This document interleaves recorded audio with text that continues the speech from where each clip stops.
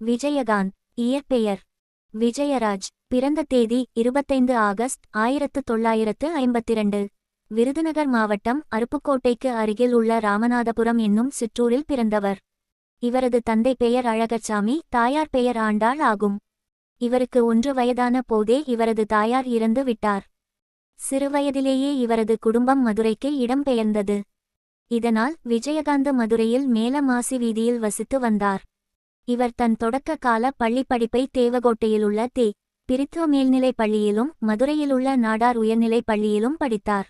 நெல்லை மாவட்டம் விக்கிரமசிங்கபுரம் பகுதியிலுள்ள புனித மரியன்னை உயர்நிலைப் பள்ளியில் விடுதியில் தங்கியிருந்து 1966 ஆண்டு முதல் 1968 ஆண்டு வரை 9, 10 வகுப்புகளில் கல்வி கற்றார்.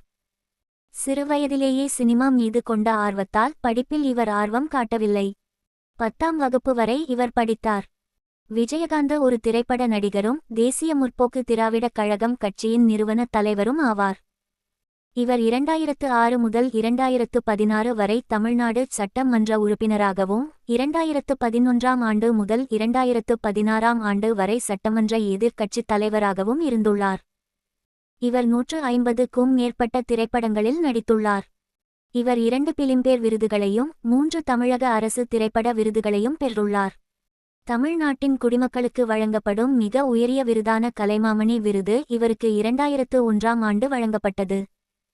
செந்தூரப்பூவே திரைப்படத்தில் இவரது கதாபாத்திரத்திற்காக 1988 ஆண்டில் இவர் சிறந்த நடிகருக்கான தமிழக அரசு திரைப்பட விருதை வென்றுள்ளார். தாயகம் திரைப்படத்தில் இவரது கதாபாத்திரத்திற்காக 1996 ஆண்டில் தமிழக அரசின் திரைப்பட விருதுகள் சிறப்பு பரிசு இவருக்கு வழங்கப்பட்டது. இவர் மேலும் 2 சினிமா எக்ஸ்பிரசு மற்றும் ஒரு தென்னிந்திய பிலிம்பேர் விருதை பெற்றுள்ளார். தன் திரை வாழ்க்கை முழுவதும் தமிழ் திரைப்படங்களில் மட்டுமே நடித்த மிகச் சில தமிழ் திரைத்துறை கதாநாயகர்களில் விஜயகாந்தும் ஒருவர் ஆவார். இவரது திரைப்படங்கள் தெலுங்கு மற்றும் இந்தி மொழிக்கு மாற்றம் செய்யப்பட்டுள்ளன.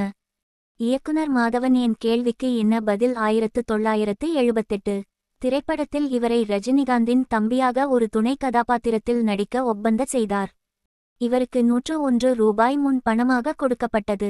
எனினும் 3 நாள் மட்டுமே நடித்ததற்கு பிறகு இவர் நீக்கப்பட்டு இவரது கதாபாத்திரத்தில் மனோகரன் நடிக்க வைக்கப்பட்டார். பல முன்னணி நடிகைகள் இவர் கருப்பான தோல் நிறத்தை கொண்டிருந்ததால் இவரது தொடக்க கால திரை வாழ்க்கையின் போது இவருடன் நடிக்க மறுப்பு தெரிவித்தனர். சட்டம் ஒரு இருட்டரை 1981, வைதேகி காத்திருந்தால் 1984 மற்றும் உமைவிழிகள் 1986 ஆகிய திரைப்படங்களின் வெற்றிக்கு பிறகு அனைத்து முன்னணி நடிகைகளும் இவருடன் நடிக்க ஆரம்பித்தனர்.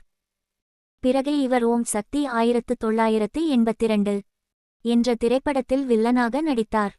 இதற்கு பிறகு இவர் எந்த ஒரு திரைப்படத்திலும் வில்லன் கதாபாத்திரத்தில் நடிக்கவில்லை. இவரது பெரும்பாலான திரைப்படங்கள் ஊழல், நேர்மை மற்றும் கொடுத்த வாக்குறுதிகளை காப்பாற்றுதல் ஆகியவற்றை சுற்றி கதை அமைக்கப்பட்டிருந்தன. இவர் ஒரு காவல்துறை அதிகாரியாக 20க்கும் மேற்பட்ட திரைப்படங்களில் நடித்துள்ளார். விஜயகாந்த் 2 தென்னிந்திய பிலிம்பேர் விருதுகளையும் 3 தமிழ்நாடு அரசு திரைப்பட விருதுகளையும் வென்றார். மேலும் 2001 இல் கலைமாமணி பட்டத்தையும் பெற்றார். ஜனவரி 2024 இல் மரணத்திற்கு பின் இந்தியாவின் 3வது மிக உயர்ந்த குடிமகன் விருதான பத்மபூஷன் விருது இந்திய அரசால் வழங்கப்பட்டது. 2023 டிசம்பர் 28 அன்று காலை விஜயகாந்த் உடல்நலக்குறைவால் தனது 71 வயதில் மருத்துவமனையில் காலமானார். இந்த வீடியோ பிடித்திருந்தால் லைக் பண்ணுங்க மற்றும் நம்ம சேனலை சப்ஸ்கிரைப் பண்ணுங்க.